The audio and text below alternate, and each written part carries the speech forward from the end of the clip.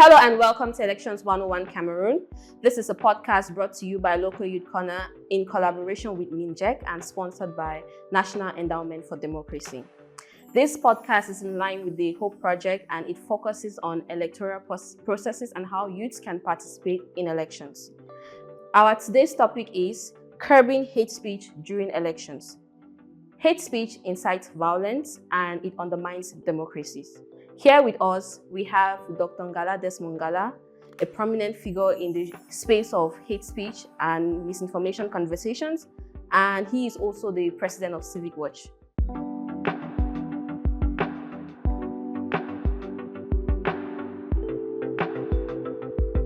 Hello, sir. It's a pleasure to have you here. Hello, and thank you for inviting me. It's always a pleasure to be at the corner, or should I say, at Local Youth Corner. Thank you very much. I'm very happy to be here. So, in your opinion, what are the most common forms of hate speech that we practice without even knowing? I think that most of us have grown up with cliches. We've grown up with perceptions in communities, name callings, with things that people say and we don't even realize them.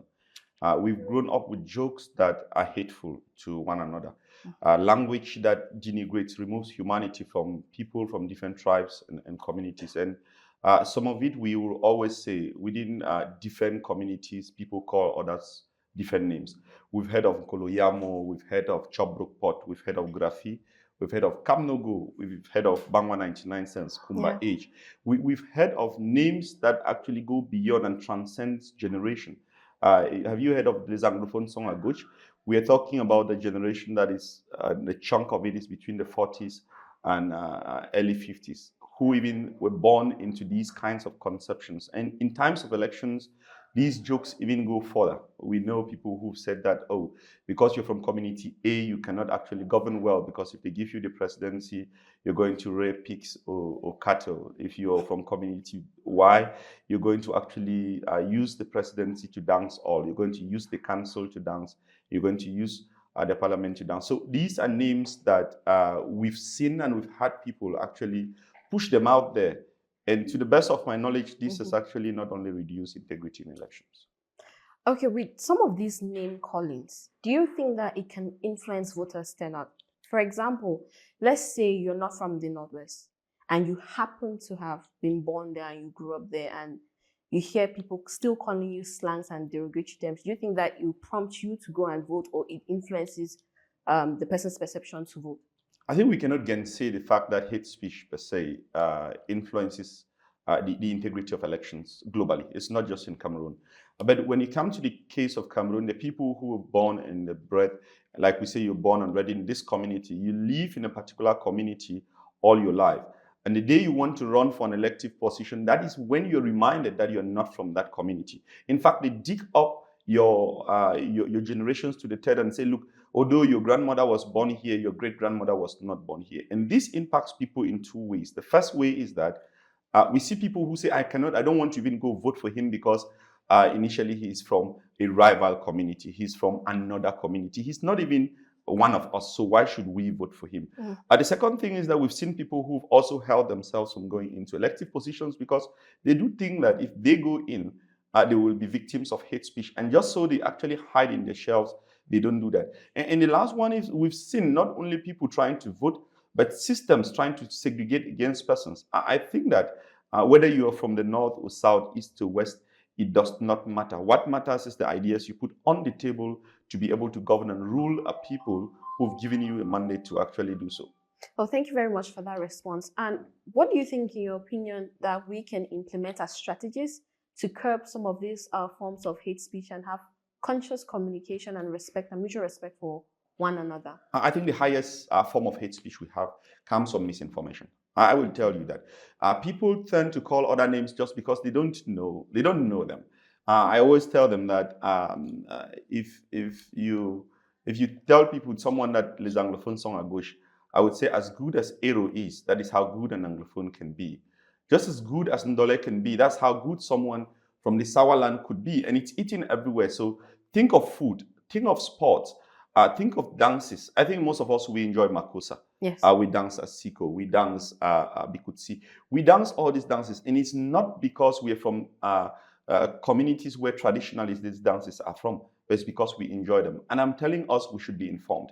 If we are informed, we'll curb hate speech. The second thing we can do during elections is that we look at political programs. Many people are throwing political manifestos to us out there, but very little of us, we go out there to check what are the programs someone is actually trying to communicate across to us. And I ask myself, so you're voting for candidate A, you're not voting for candidate A, you're actually downplaying that candidate. What are the programs he or she has for the country or for the community where he's running for elections? The third and most important part of it is that we should get out of the comfort of things we've heard and verify things ourselves. You would imagine with me that someone sits in his room and starts spreading information about not only hateful information but false information about a candidate simply because he heard that this candidate or people from this community. So they're gross exaggerations. There are instances where these exaggerations are not only gross, but we have people who generalize. You hear something about person A, you consider that everyone who looks or have backgrounds like that person has gone. And lastly, political backgrounds.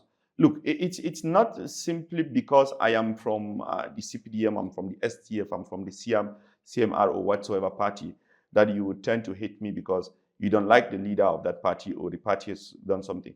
Look at me as a person. Don't remove humanity from me because of my political opinions. I have the right to have those opinions. And even as much as I respect you, I think we should be able to live harmoniously in our communities. I think I like the point where you used the food analogy, because a lot of people relate to food, but they might not even know where it's coming from. And some tribes share food.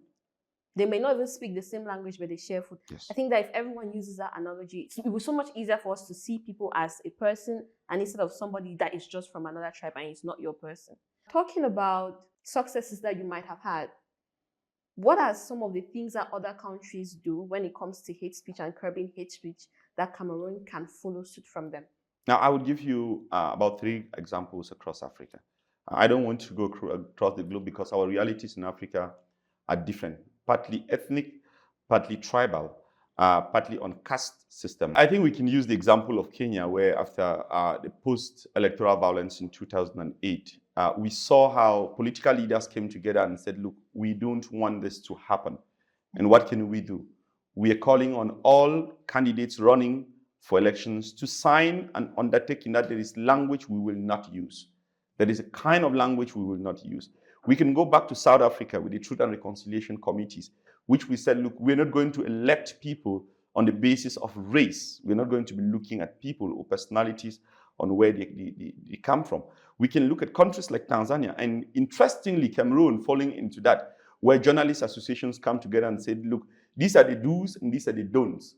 You don't do this during elections. You don't call people during elections. But on the contrary, you kind of actually place your language in this way or in this form or in this shape. That actually reduces the tensions that we have. And if the politicians do that, that will happen. There's one last thing I would always say in this line, that it does not suffice for us to actually go out there and sign these declarations, but it's also very important that once these declarations are signed, leaders of political parties shun publicly acts of hate speech being perpetrated by members of their political parties. So don't say you didn't see it. Don't say you didn't listen to it. If you think hate speech harms the integrity of elections, you should be one of those persons who should monitor hate speech, who should track what people are saying, not only about your political agenda, but also about other people, whether they're from your party, and denounce it publicly. Thank you very much. And I also know that in order for us to be the change that we want to see in the world, you put youths in front to champion the fight or the curb against hate speech and misinformation. And you have the AFF Cameroon, and you've done so much with sensitizing youths, because the bare minimum, we can do the bare minimum. But apart from AFF Cameroon and the products of AFF Cameroon, how else do you encourage youth and accompany youth in the act of curbing hate speech and misinformation? Thank you. I think one of our programs also, which is not to say the least, known also to the public, is the Peace Waivers program, where we get into different communities, specific communities, and engage young people in these communities to be what I call first responders as into issues of peace. So we cannot be in all communities. So what we do is We get out there, get these communities to know that, hey, look, you can go to this young person and they can also flag it to us. Beyond this, we've been having dialogues. Remember that young people tend to copy what's happening in the community and they flow with the mode. And we've not only had intergenerational dialogues, but we've had intergenerational and tribal as well as faith-based. We've had conversations where people from community A say, look, your people call us this name, we don't like it. We don't want you to call us that. They say, we call you this name because of this. Maybe it was a mistake, and we apologize for this. This in Boma sessions, we've been doing them, and they're working across Cameroon, where youth leaders from different communities, be them ethnic, be them political, be them social and economic, will come together and have a conversation, looking at each other in the eye and say, look, this is wrong. We don't want this to continue. And they will say, yes, we accept this. I can give you one example. In Garwa, the Lamido brought around him people from everywhere.